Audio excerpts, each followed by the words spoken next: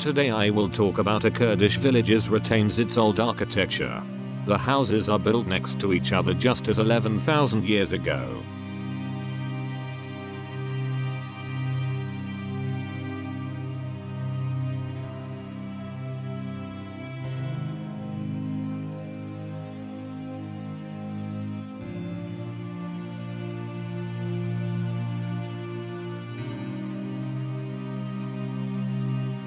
For the old Kurdish shepherd, it was just another burning hot day in the rolling plains of eastern Turkey.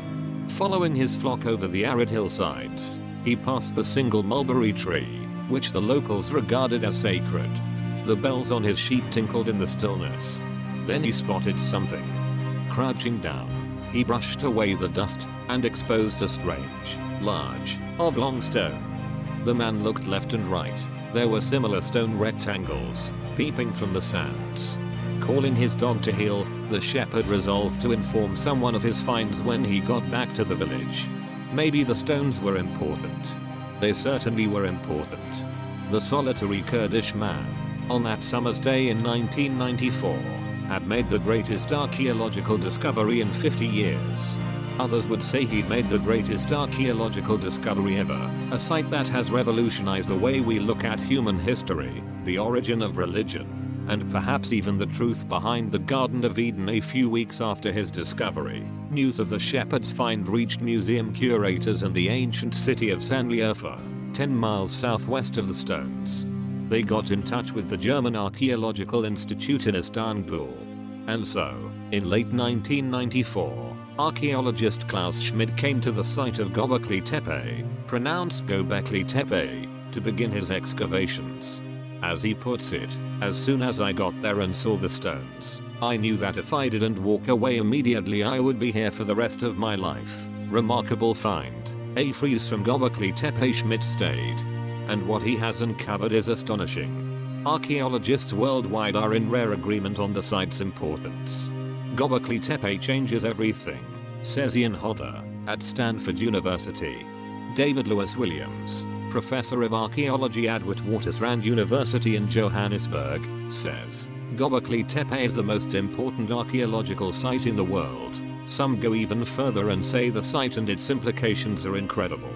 As Reading University professor Steve Mithen says, Göbekli Tepe is too extraordinary for my mind to understand. So what is it that has energized and astounded the sober world of academia? The site of Göbekli Tepe is simple enough to describe.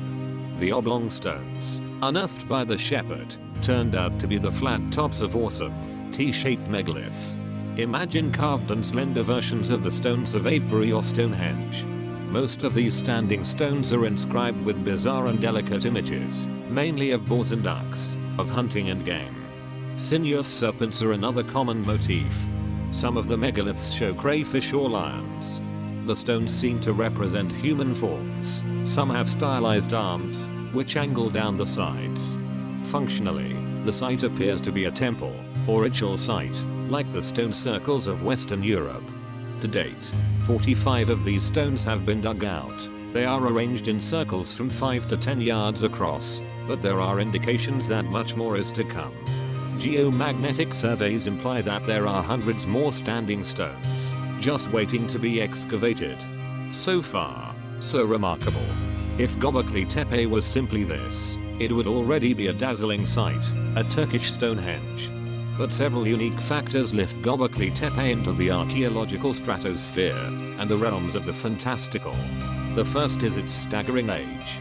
Carbon dating shows that the complex is at least 12,000 years old, maybe even 13,000 years old. That means it was built around 10,000 BC. By comparison, Stonehenge was built in 3000 BC and the pyramids of Giza in 2500 BC. Göbekli is thus the oldest such site in the world, by a mind-numbing margin. And thank you for watching. Don't forget subscribe my channel.